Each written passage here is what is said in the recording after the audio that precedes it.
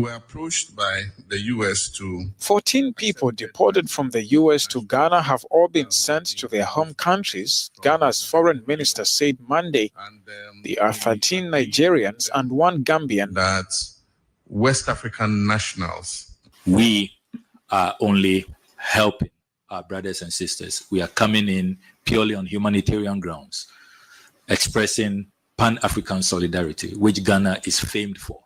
So we should rather be seen as a country that wants to look out for its fellow Africans. That is why we made it clear to the Americans that we will not accept $1. We don't want any, because it comes with some financial burden, hosting them, taking care of their accommodation and all of that before they transition to their country. The men say their deportation was illegal. News of their expulsion to Ghana emerged last week, sparking a lawsuit by U.S. lawyers. We believe that the plaintiffs' deportations to Ghana did not comply with principles of due process. These people were not told where they were going to be taken. They were just awoken in the middle of the night inside their cells in ICE detention centers across the U.S. and taken to a single ICE detention center and then put on a plane without being told where they were being taken. Nigeria's government said it was not briefed about its nationals being sent to Ghana and that previously it had received Nigerians deported directly from the U.S.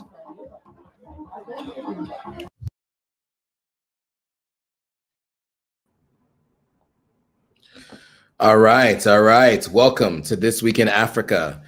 Today, we are talking about some breaking news, as you saw. Did Ghana betray Africa, accepting Trump's deported West Africans in this controversial deal? We'll talk about that and more. Before we do, we like to do our introductions. I will turn it over to my co-host before I introduce myself. Hello, my name is Gloria Ayo, and I like to call myself an African storyteller. I'm the founder and host of the African Story, and happy to be here.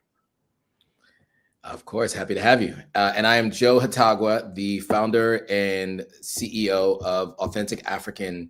Our goal is to get people to visit, move, and invest on the continent of Africa. And we're bridging the gap between Africans living on the continent and Africans in the diaspora. So today we have a number of different stories we're going to be talking about. Of course, as I mentioned, we are going to be talking about this immigration deal where West African migrants were sent to Ghana. We are also going to be talking about Chinese trafficking conviction in South Africa, 7 Chinese nationals sentenced to 20 years. Burkina Faso's visa policy will be discussed. We'll also talk about Morocco's gold discovery and what the implications of that are. And there's a Kenyan unaliving case that we will be discussing. And then the last major critical update we will discuss is South Sudan's vice president charged with treason and crimes against humanity. So before we get into the rest of those stories, let's get into this first one. So as you saw in that video, Ghana's foreign minister was actually pushing back on criticism that the decision was an endorsement of US President Trump's migration policy, saying that Ghana accepted the third country deportees purely on humanitarian grounds. They also mentioned Pan-Africanism, and that is what Ghana is known for. Now, just a little bit more about how citizens on the ground have been thinking about it. It seems as though citizens question why Ghana agreed to accept the deportees, while others see it as a move, as a strategic step towards strengthening Ghana's ties with the United States. Some people agree with that, some people disagree with that. So let's play a video. We'll have some more commentary on the other side.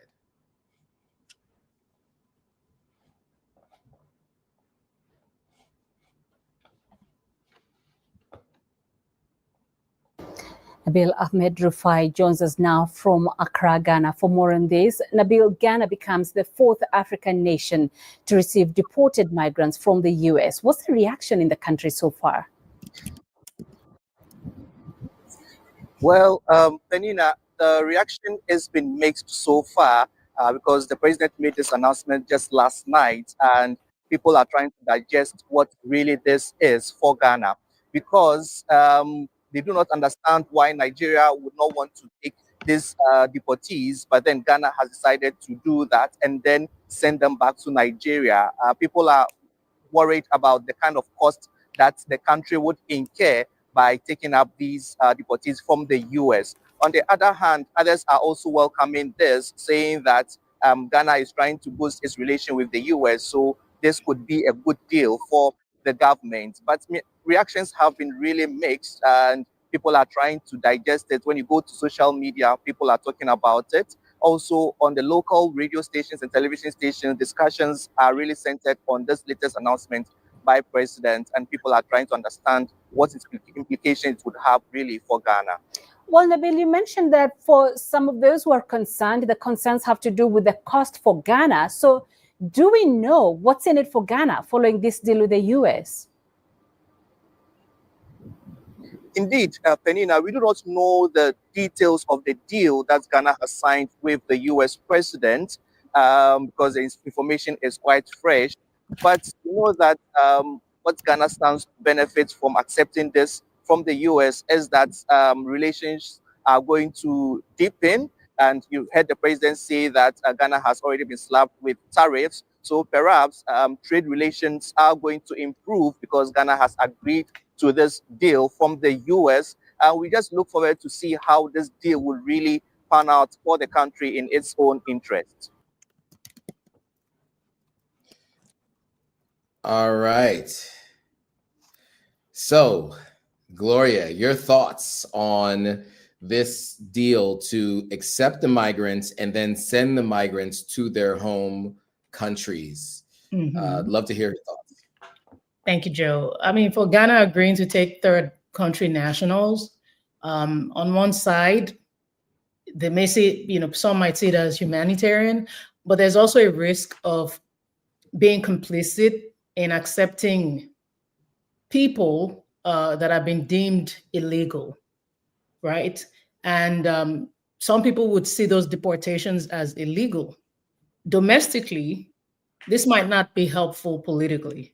If citizens or migrants believe that their rights are being ignored or that Ghana is acting without transparency or oversight, there can be harm. So there could be a distrust toward governments that are seen as collaborating with foreign powers, in this case, the US. There's also expense and governance burdens, which we have discussed quite exhaustively in the past with these third country deportations, right. Because it entails having detention facilities, there have to be legal proceedings, you have to ensure that there's humane treatment of the migrants. There is a risk of stigma against returnees, among other things. We have noticed the pattern of sending asylum seekers or protected people to third countries without their home countries. So this will likely reshape how courts and even public opinion define legal protections. But for Ghana, the risk is international reputation if allegations of detention, abuse, or human rights violations are being substantiated. Yeah, well put. And I'll say, and I don't know, are you able to hear me? I just want to make sure my audio is good. Okay. So yeah, I mean, look, my thoughts are these. I think when Muhammad took office, I think one of the things that people were really excited about was what seemed like a closeness with the AES, and it felt for many people that the route that Ghana was going to be going was more towards Pan-Africanism in the kind of the vein of a Kwame Nkrumah, the first president of Ghana after colonialism and then post-colonialism, or a Thomas Sankara, who, you see Ibrahim Traore kind of taking up after. I think this particular move perplexes people because it seems like if it is the idea to strengthen the partnership with the U.S., I do feel like many people are a little bit concerned by taking that stance as opposed to one of specifically Pan-Africanism. Now, I understood the phrase that he used, and he described saying that the foreign minister mentioning that's what that was Ghana is known for, right? Is Pan-Africanism.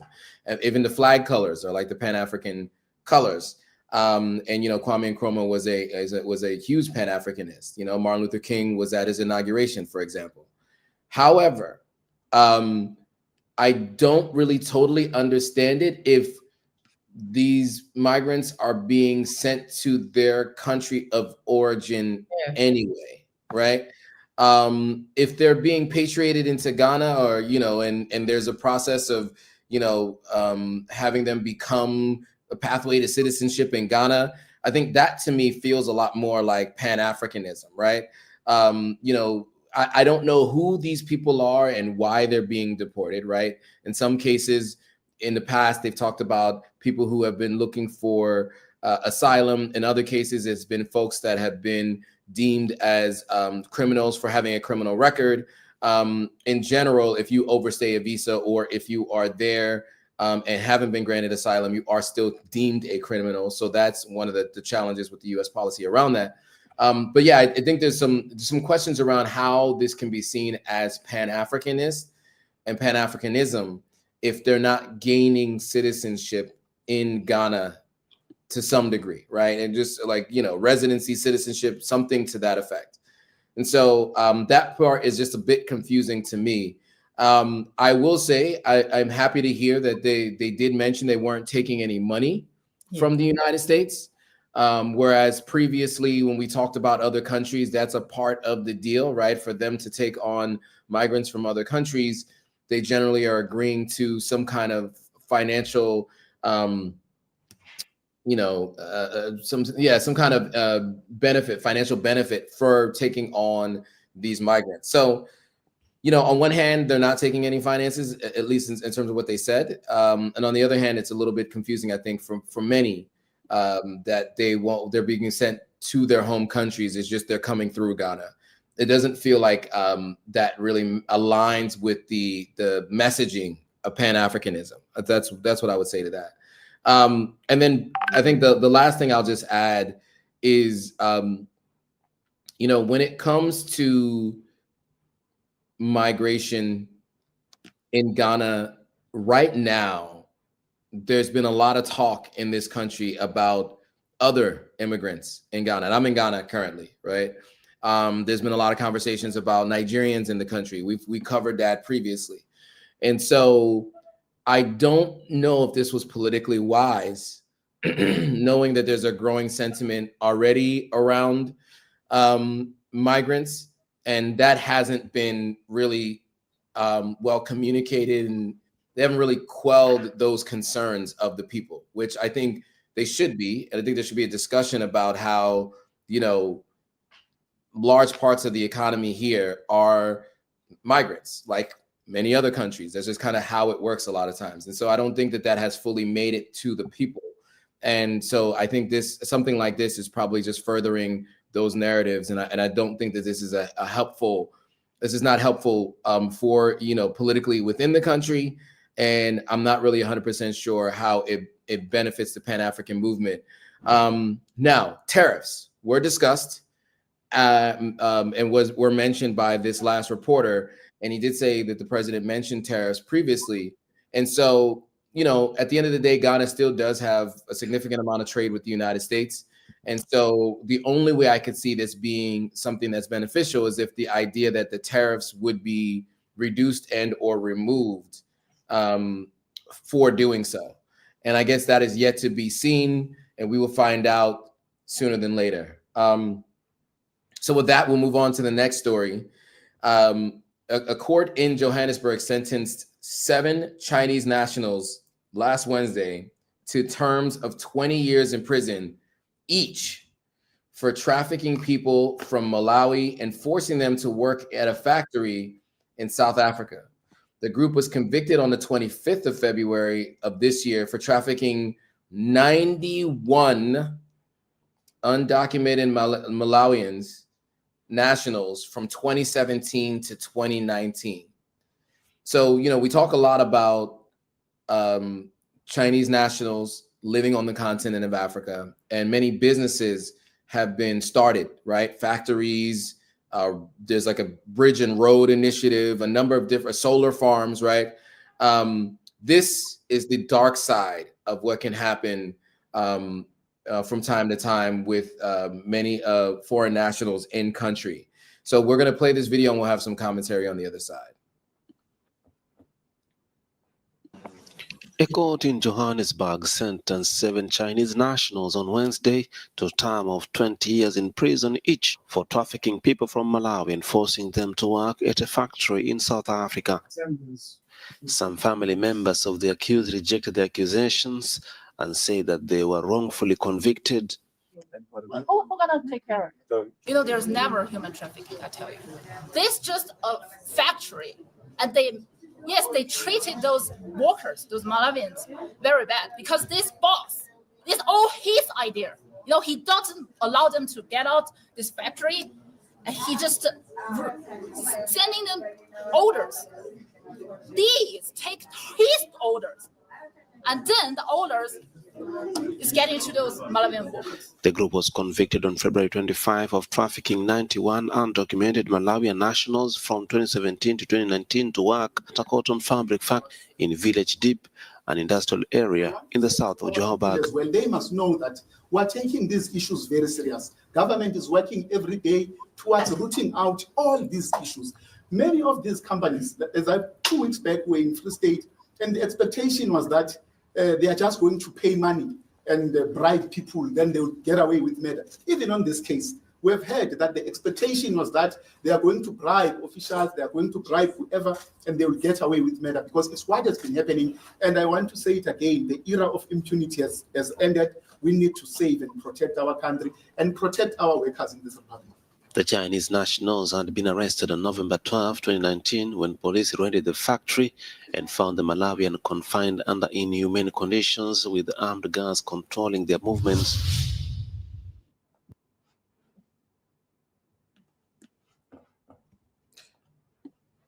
All right. So, Gloria, what are your thoughts on these convictions and the trafficking, and also what the daughter of one of the accused or one of the convicted said?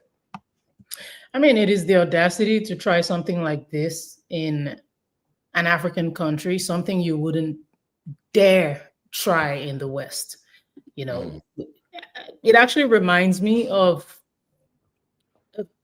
a documentary I saw years ago where some Chinese national was exploiting children in Malawi, having them say really horrible racist things in his language, and then basically selling it. I mean, there was an audience, there was a crowd for these people on the dark web somewhere. And I remember how disturbing that was. You know, basically, a case like this shows the loopholes in our systems and how certain people have chosen to come to our continent to try to exploit them. We talked about the San community not long ago. Mm-hmm. Whatever their reasons are, be it financial, be it some sort of twist in their minds, these exploitative moves really just reinforce certain negative stereotypes about our continent.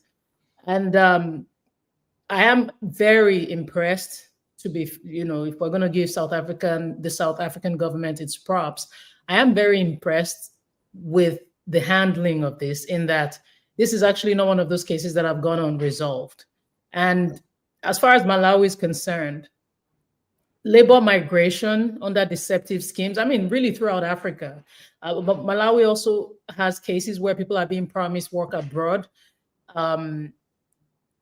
And, you know, people are desperate. So they go from Malawi, I mean, even from Zimbabwe, Mozambique, all these countries, to work in, you know, they're looking for work in agriculture, they're looking for work in mining, in factories, and they're being given all these promises. And when these things happen, because there are many cases that have gone unreported, you know, or even when there's prosecution, the penalties are not that severe. So even though there are laws and policies against trafficking with instruments like the Prevention and Combating of Trafficking in Person Act of 2013 in South Africa, sadly, many cases go unreported or delayed. But this particular case shows that there is effective coordination. The prosecution looks successful. Convictions are strong. The perpetrators were held accountable. It may, and hopefully it does, set a precedent, because migration from Malawi to South Africa is common. Again, given economic disparity, climate pressure, lack of jobs. So many are migrating, hoping for factory work, even if the conditions are precarious. Employers, in some cases, exploit this vulnerability because they know that the people have undocumented status and are desperate. So for Malawi, losing people to trafficking, especially minors, you have children involved. This is a serious national issue. Culturally, it feeds xenophobia and stigma. And the fact that people are undocumented, however, should not remove their labor or human rights, especially again, since there are children involved. So hopefully this is an opportunity for Malawi and South Africa to strengthen their cooperation and push for better regulation. Yeah, well put. I mean, there's a couple of things that I'll address from that video. The daughter of one of the convicted mentioned that this all came down from their boss and they were just following orders, right? I know culturally it might be difficult to understand, and this is a job that these people are taking. So, it's just, you have to wonder how you can continue to work for a company that makes you do these things to people, armed guards and inhumane conditions. Right now, I will say factories in China have been known for substandard working environments to begin with their own people, right? Foxconn, I don't know if you guys are familiar with Foxconn, but they help to put together iPhones. Right, they're one of the third-party companies that help put together iPhones, and they had to put, those nets, those nets that you see at a circus when somebody's doing a tightrope, and if they fall into a net so they don't hit the ground. They put nets outside of Foxconn's windows because people were jumping and unaliving themselves. Right, so they have harsh and substandard working conditions in factories there.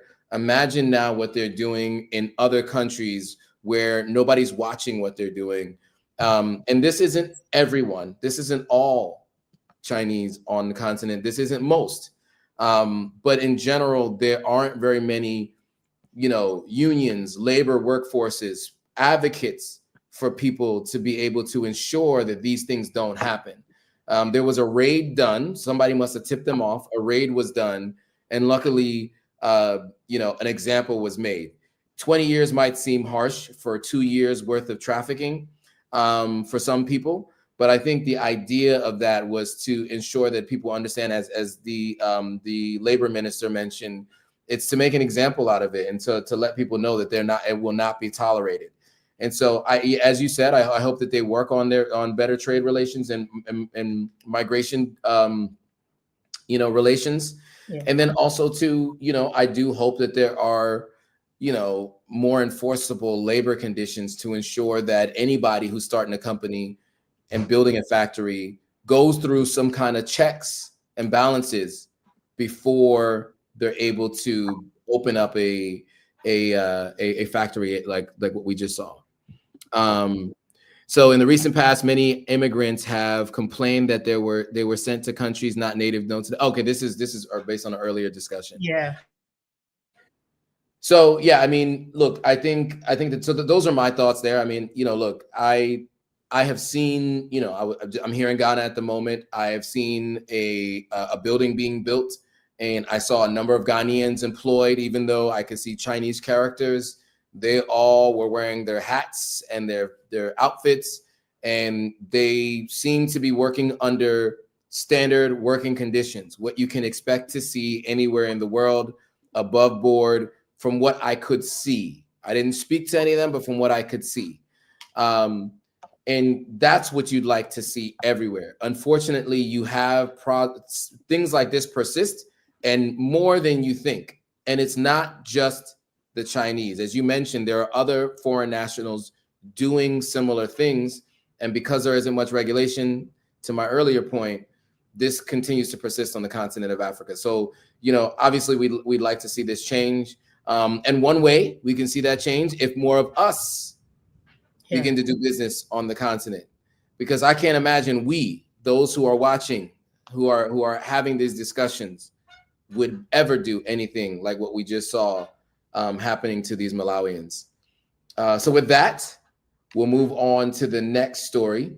So Burkina Faso is now free to visit for all African nationals. So Ouagadougou says it's waiving fees on entry visas for citizens of African countries. So this has been much discussed, and now it looks like we are finally here. So we'll play this video and we'll have some commentary on the other side. Burkina Faso is now free to visit for all African nationals. Ouagadougou says it's waiving fees on entry visas for citizens across the continent. The only requirement for Africans wanting to visit Burkina Faso is to fill out an online form and have their application approved. Until now, a tourist visa cost just under $100, while a business visa ran to about $165. The country's Minister of Security, Mahamadou Sana, said the measure was aimed at strengthening the historic bonds of brotherhood between African people as part of a pan-Africanist agenda of interim President Ibrahim Traoré. Sana said the move would also help to boost tourism to the West African nation, promote Burkinabe culture, and improve Burkina Faso's visibility abroad. But Sana stressed that free does not mean exempt. Visas haven't been abolished, and visitors still have to obtain a valid visa in order to enter the country.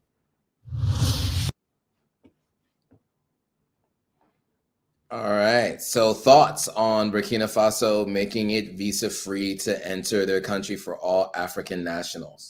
Yes, of course. Many Africans love the idea of freedom when it comes to visas because it does feel restrictive. But Burkina Faso already had visa-free entry for many West African citizens under ECOWAS protocols, but removing visa fees applies beyond the West African bloc to all African nationals. Other African countries, as we've discussed in recent years, have also earned visa or travel restrictions, or rather, they've reduced these restrictions for other Africans. Kenya comes to mind, Ghana, Rwanda, and having Burkina Faso joining them is actually, I mean, it's noteworthy. Now, in their own cases, it might be e-visa systems, just whatever can make entry easier for Africans is what we're calling for. And on a Pan-African side of things, this is really good because it allows free movement, which we need for tourism and for trade. Politically, it shows that Traoré is committed to Pan-African ideals and unity for Africans. I mean, he's always shown resistance to colonial legacies, and he's always distanced himself from any sort of Western influence. And again, tourism, I mean, this can help attract visitors. It can increase cultural exchange. There could be visitors from the diaspora. I mean, Traoré is very popular globally. It could make commerce, blossom, even though we do have to factor in the potential for loss of revenue from visa fees that, they're no longer charging. But we have to keep that in mind against the gains made from tourism and trade. But I do believe, as long as it's properly implemented, that tourism and trade will yield way more than those visa fees were yielding. And I think most importantly, many Africans have felt hurt by these borders and seeing the enforcements of visas. I mean, they've seen those enforcements as something that reminds them of the colonial era or barriers that treat Africans differently abroad. So this is symbolically powerful, and I'm here for it. Yeah, I would say this seems more along the lines of Pan-Africanism than the story we started with, right? Look, the idea of making travel across the continent of Africa visa-free, I think is important. Now, they did say you still have to, a free visa. You do still have to apply for a visa, right? Which is smart to make sure that people apply before entering a country, but removing the visa fees altogether, I think is huge. And to your point on the visa revenue, I think that now that they've taken back the gold mines and some of the other natural resources, and that's now state owned, I do think that that's probably where they're looking to make up some of those revenues through the trade, through some of those natural resources that are now either partially or fully state owned by Burkina Faso. And so I'd like to see more programs like this around the continent of Africa. The example I always give, and everyone always gives, is, in Europe, in fact, as an American, you do not need a visa to go to most of Europe, if not all of Europe, right? You can, and Europe had the European Union, and all of Europe you can travel through. If you ever talk to someone who grew up in the UK or who grew up in France, they've seen all the countries in Europe. It's just normal for them to go on holiday and they travel around. On the continent of Africa, it already costs you more than it costs anywhere else to travel between two places, to travel between two countries. Not to mention, you also have the visa fees to enter. Not to mention that many times they require you to go through hoops to get a visa to enter their countries. So, this is a step in the right direction. I hope more countries approve programs like this. As you mentioned, ECOWAS had the ability for freedom of movement, but as you guys might all remember, the AES that blocked those three countries, Niger, Burkina Faso, and Mali, exited ECOWAS, and there was always confusion about whether or not you could enter or leave those countries with your West African passport. Now, from what we've heard from Ibrahim Traore and Goita and the leader of Niger, was that you could actually travel in and out of those countries with your West African passport. But it wasn't official until at least we're seeing at least this visa process that still needs to be done to be able to enter for anybody. I still don't know what that means for West Africans, because it was devoid of visas. You could just show up and just have your passport and just walk right in without a visa. So I wonder what that means for other West Africans. And I think that that's something that we'll have to dig in a little bit deeper on. But for those of us who are dual citizens, of any country on the continent, I think this is really interesting, and we'd like to see more of it. All right, so moving on to the next story. Morocco has made a major gold discovery, identifying 35 high-grade quartz veins with gold concentrations up to 30 G per T. I think that's grams per ton. Currently producing just over 100 kilograms annually, Morocco is a minor player in Africa's gold market, far behind leaders like Ghana, South Africa, Mali, and Sudan. Preliminary estimates suggest that the new deposits could yield 3 to 5 million ounces, potentially elevating Morocco into the continent's top 10 producers. The discovery marks a turning point for Morocco's mining sector, boosting export potential, attracting investments, and strengthening its role among Africa's key mineral producers. So we're going to play this video and give you some commentary on the other side.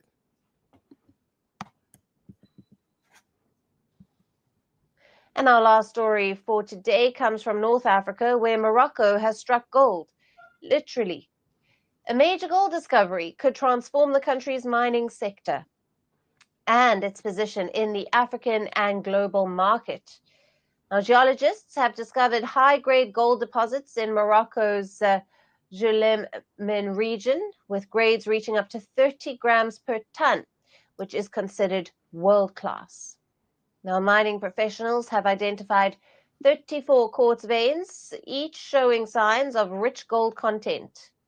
Preliminary estimates suggest the region could yield between 3 and 5 million ounces of gold, and this can vastly outstrip Morocco's current annual output of just over 100 kilograms. The discovery emerged from systematic exploration combining geological mapping, targeted trenching, and shaft sampling to access fresh materials beneath the weathered surface zones. All right. So your thoughts on this discovery in Morocco? Yay for Africa.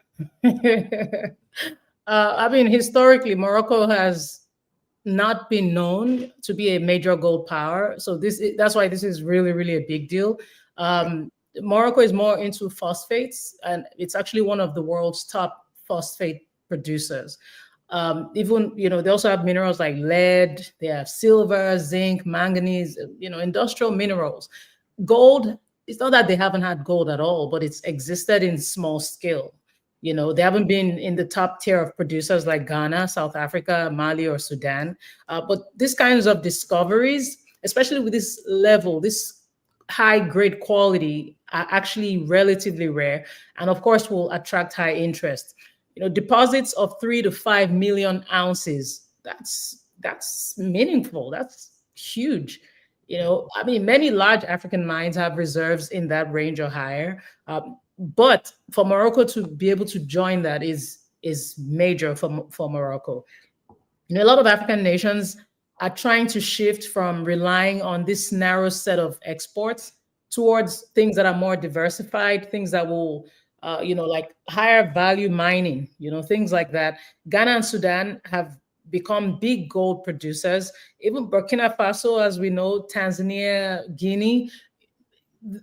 This is a great market to actually tap into. Many of those gains were built over time via exploration, foreign investment, sometimes with social and environmental costs. But right now, we can say Morocco is actually comparable in scale to all these countries. And there is a huge potential for job creation, because now there's exploration, there's extraction, there's going to be processing. It's going to be great for downstream industries. Major opportunity for Morocco. And please, I hope the government is able to take advantage of this to help increase its export earnings and even strengthen its weight in investment. Congratulations, Morocco. Yes, congratulations to Morocco. I think this is a step towards self-sufficiency. This should be great for trade in the region. We will see how it goes. I hope that, Morocco, with this knowledge, increases and expands its trade with the sub-Saharan region. And, we hope to see more of that. I will leave it there. Yes. All right. Please. So with that, we do want to move on to the next story. So Kenya's Director of Public Prosecutions believes there's enough evidence to link a specific subject to the murder of Agnes Wanjiru. So right now, Kenyan court issues arrest warrant for a British soldier in a 2012 unaliving case. Wanjiru was last seen with the British soldier at a hotel that was the home of the British Army training unit in Kenya. So we are going to play a video and give you some commentary on the other side. Kenya, a Nairobi court has issued an arrest warrant for a British national in connection with the death of Agnes Wanjiru, a young mother whose body was discovered in a septic tank more than a decade ago. Wanjiru was killed in 2012 after she was last seen with a British soldier at a hotel in Nanyuki, where the UK maintains the headquarters for its British Army training unit in Kenya. The Office of the Director of Public Prosecution said evidence links the suspect, a UK citizen, to her murder. High Court Judge Alexander Muteti ruled there was probable cause for the arrest and ordered the suspect to surrender and face trial in Kenya. The prosecutor's office has since announced it will begin extradition proceedings in order for the suspect to be tried in Kenya. A British government spokesperson acknowledged the decision, saying the prosecutor's office had determined that a British national should face trial over Wanjiru's death. The UK government added it's absolutely committed to helping secure justice, but declined to comment further, citing ongoing legal proceedings. Now, for decades, the UK has trained its troops in central Kenya, but the Army's presence has left deep scars. In 2002, the UK paid out millions to victims of unexploded munitions. The Nanyuki's base reputation has also been stained by allegations of rape and murder of the local population. Amnesty International once reported over 600 claims against British soldiers for sexual assault. Meanwhile, the 2012 killing of Agnes Wanjiru remains unresolved, despite a British soldier reportedly confessing to fellow soldiers. But many businesses in Nanyuki, where the British Army training unit in Kenya is based, see it as an economic lifeline. They rely heavily on soldiers' spending, and the UK government claims its presence has injected nearly £32 million into the local economy since 2016. Thoughts on this arrest warrant that gets us closer to solving what seemed like a cold case? I just want to point out that Agnes had a daughter. I want to point out that the family has suffered long years without closure. You know, that particular hotel, you know, linked to those soldiers, the allegations around the soldiers, the perceived or real cover-ups, leaks about soldiers mocking the unaliving of this woman, all contribute to trauma. They all contribute to mistrust. Many people in Kenya actually see this as yet another case where the powerful are able to evade justice, especially when they are from foreign forces. Cases of alleged crimes by foreign military personnel stationed abroad are not new. We've addressed some of it on this show. The colonial past, military base agreements, extraterritorial jurisdiction or lack thereof have produced many instances of alleged abuse, sometimes prosecuted, often with delays or no prosecution at all. One historical Kenyan precedent is the case of Frank, I think his last name is pronounced Sonstrom, way back in 1980. He was a US Navy sailor who was involved in the unaliving of a woman named Monica Njeri in Mombasa while he was on shore leave. That case was controversial. This man pleaded guilty to manslaughter rather than straight up unaliving. He received a very light punishment. Then he returned to the US. The way that case was handled is actually often cited in Kenya as an example of foreign servicemen allegedly being treated lightly in criminal proceedings. Now, Kenya has in the past had to deal with allegations of misconduct. It's had to deal with allegations of SA, etc., by these soldiers that are attached to foreign militaries. Yep. The Wanjiru case is standing out because of leaks of WhatsApp and Facebook group chats about 4 years ago that allegedly showed these soldiers mocking her after she got unalived. This caused an outrage, and it's actually helped to reopen the case. Now, legally, Kenya does have a sovereign right to investigate and prosecute unalivings that happen on its soil, even if it's by foreign nationals. But I have to point out that diplomatically, the UK has for years resisted or delayed cooperation, even though more recently the UK Defense Secretary has met with Agnes's family and expressed full support for Kenyan authorities' investigations. But we need way more than that. We need those men to go back to Kenya and face the law, because it is not okay. If we do not have this taken care of, this pattern will continue. It is not okay to come to our continent and unalive our people. Enough is enough. Well put. And I think the other way around, they'd be extradited post haste to the country that they would be tried and convicted in their prison system, and then sent back, no longer allowed to be a citizen of that country. Mm-hmm. So, you know, I'm glad that they've issued the arrest warrant. I hear that the British government says they were willing to cooperate, so I hope that that is the case.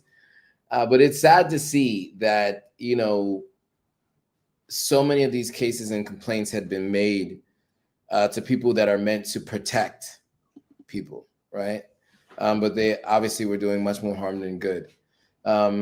Yeah, so I hope that he is extradited to Kenya, is tried and in an expeditious manner, and then also made an example of, just like those gentlemen that were trafficking the workers from Malawi in South Africa.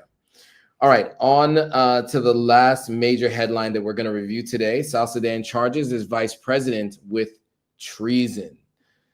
The first vice president faces charges of treason and other serious crimes that based on the local authorities. So as of last Thursday, they mentioned that he was tried for treason and a few others, or he will be tried for treason. Those are the charges.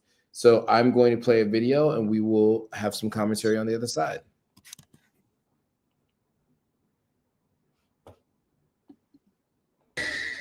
Machar has been under house arrest since March. The government he's a part of accused him of subversive activities against President Salva Kiir. Pro-government forces have been fighting militias and other armed groups they say are loyal to Machar, who serves as the country's vice president under the terms of a delicate peace accord signed in 2018. In addition to treason, Machar and 7 others face charges of murder, conspiracy, terrorism, and crimes against humanity. The charges stem from a violent incident in March when a militia known as the White Army overran a garrison of government troops, killing its commanding officer and others. Bringing criminal charges against Machar is likely to further destabilize South Sudan, which has barely recovered from a long civil war in 2013.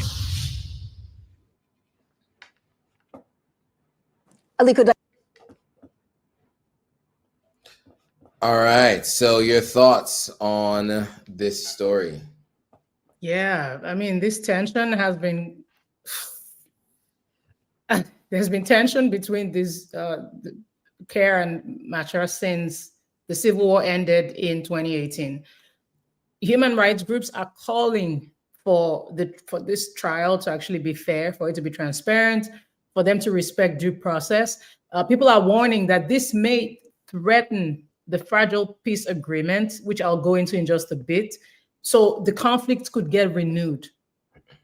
Rick, Machar has been a central figure in South Sudanese politics for decades. He's been involved in rebel movements during Sudan's civil wars, then in the South Sudan civil war after independence.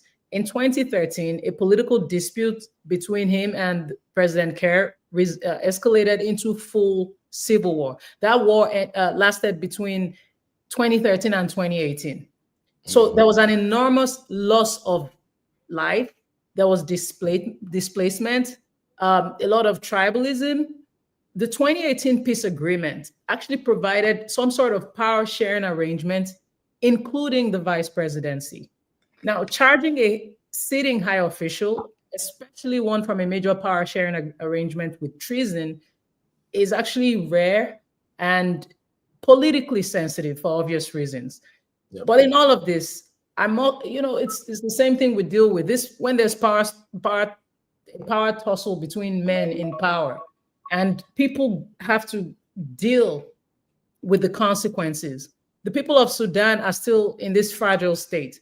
I mean, they've been independent since 2011, but they haven't escaped these cycles of armed conflict, these cycles of division, political instability, a lot of ethnic tension. The 2013 war between these two men devastated the country, unaliving perhaps 400,000 people and displacing millions. Wow. This peace deal of 2018 was supposed to build shared governance, but the implementation has been really slow. It's been incomplete. People are still contesting it. Many areas have weak state presence. Militias remain active. People are concerned about alignment of loyalties. It's just sad. And economically, South Sudan depends heavily on oil revenues, which makes up a large portion of government spending. Now, there are reports of corruption. There have been reports of misuse of funds. There are limited, people are unable to access public services, there's food insecurity, there's a humanitarian crisis going on. But while all this political, people dragging power without consideration for the impact on the people, I will never understand it. This is such a young country. This was an opportunity for South Sudan to thrive. And every time we look in the news and there's a story on South Sudan, even though we know there are great things that also come out from the people, because the people are a resilient people, it's just really sad when we see stories like this, especially from, we complain about interference from the West and all that, but these are people in power that lead these countries or claim to lead these countries, and they don't care if they tear down the country, provided their power is secure. Tragic. Very tragic indeed. Listen, I would say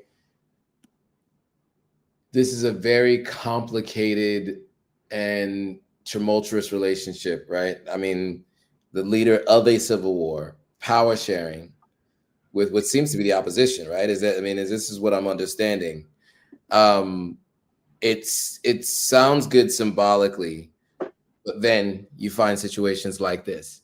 I don't know what the solution would or could have been or should have been, but I hope that this isn't true, because if it is, which it seems like in all likelihood it's definitely a possibility, then as you mentioned, the political instability that follows is a bit worrisome.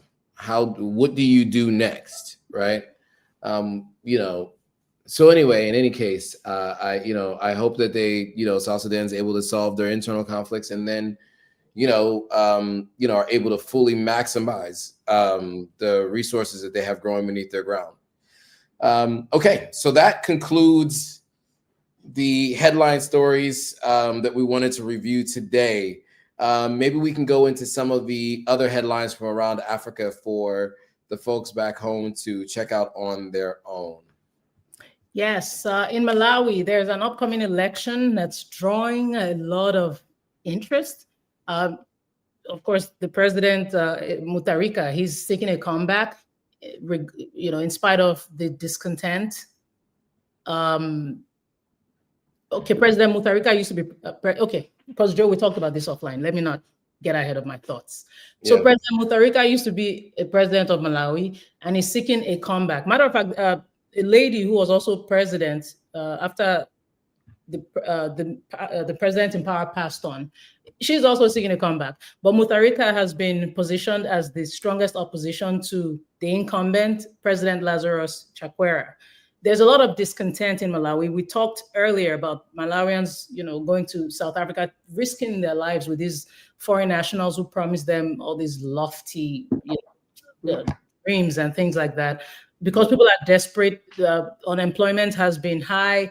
The economy is not just thriving, contrary to what Chakwera had promised before he came in. So this election is getting a lot of attention, and we're just going to keep our eyes on it. And hopefully they do right by the people. It's, corruption-free. But I'm very interested in how this turns out. As am I. Hopefully it is corruption-free. I really do hope so. Yeah. All right. What else do we have on the list of headlines that people should check out?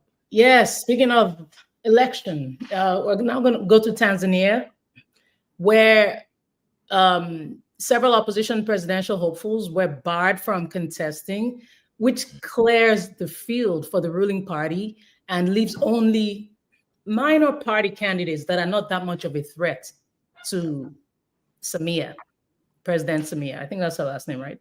Anyway, people are concerned about electoral integrity.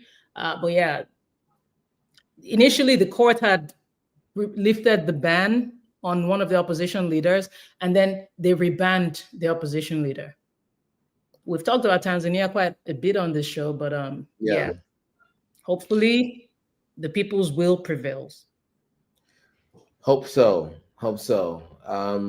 Yeah, and just to remind everyone, this was the female president in Tanzania, and we're just hoping there's not more of the same, just with a new face, right? So Fingers crossed. Any other stories? Yes, in Zambia, a court has convicted 2 men. So there's this witchcraft act, I think it's from 1914, where it's a clearly colonial era. This is a colonial era law, which is so ironic. So anybody who is accused of using supernatural means against any leader gets convicted. And in this case, there's an allegation of a plot to unalive President Hakainde Hichilema spiritually. And obviously there's a lot of debate around this because the allegations state that it was the brother of the opposition who actually hired these 2 men to mix up some charms and whip some stuff up to unalive the president. Yeah, I mean, this is something that's pretty common. Specifically, I've seen this discussed a lot in West Africa for like chiefs or even local municipality people who are running those areas. Yeah, I didn't know there was anti-witchcraft laws on the books. Does feel colonial era anti-witchcraft because I think African religions were described as witchcraft by the Europeans. So, yeah, I guess we'll follow the story and see what happens. Any other stuff? Any other stories? That just a quick correction. Samia Hassan is the name of the president of Tanzania. Samia is not her last name. Hassan is. But now to South Africa, the government has reopened. I'm excited about this story. Matter of fact, I plan to release a story on that today or tomorrow on my platform. Check it out. It's about Steve Biko. They have reopened the case into the 1977 mysterious unaliving of this man, who was an iconic Black consciousness leader and was unalived in apartheid police custody after years of calls from justice, from activists, and even his family. So there's been a lot of public fascination around this. And I'm curious as to what happened in room 619 that day, because the apartheid regime claimed that, he banged his head against the wall, or, the typical lies. But we need that case reopened, not just reopened, and, we get all the clout and it trends. This is about closure, not just for Steve Biko and his family, but for Africans. We need to understand what happened in that room. Well put. Are there any other stories to review? Speaking of, still in South Africa, and speaking of public fascination, have you seen the show on Netflix? I'm trying to make you watch it so badly. And I know Joe is like, girl, if you don't leave me alone with that. It's called Beauty and the Beaster. That show is actually number 4 as of last night when I was watching it. Yes, I watch it every night before I sleep. And I can't believe I'm doing that. But Beauty and the Beaster, I've been following this story for years. This is actually about a man, Thabo Bester, who has been dubbed the Facebook R word, fill in the blank. This man escaped from a maximum security prison, got rearrested dramatically. Imagine faking your own unaliving. A burned corpse. Child, you can't make this stuff up. So I can see why the world is fascinated by this story. It's sickening, but it's also very interesting, And watching him speaking, you can tell that this man clearly is not okay mentally. But I think the big story here is that he actually tried to get Netflix not to release the show, but they did. And now, I knew the story in passing previously, but now I really, really know the story. So I can see why he was trying to stop that. Yeah, look, he unalived someone. Then, to escape prison, he burnt a body. Don't know if he unalived that person to burn it, but it was a body. Pretended as if it was him in order to get out. He's clearly not there mentally. And I do hope that justice is served. Yes. All right. So any more stories that we have for today? That would be all. All right. So with that, those of you who are watching to this point, want to thank you for watching all the way through to the end of the live stream. If you haven't already, head over to Gloria's platforms, either follow and or subscribe. It's a free way to support what we're doing so we can continue to do things like this. If you're on Gloria's platform, you can head over to Authentic African, like and subscribe. We normally go live on Thursdays. Next Thursday, we will not go live. So it'll be the following Thursday where we will be doing a catch up for the previous 2 weeks. So we'll ensure that you won't miss us too much, because we definitely will come back with the stories of the day. So with that, thanks again, Gloria. And thank you guys for watching. See you guys all in the next video. Bye, guys. Thank you, Joe. Bye-bye.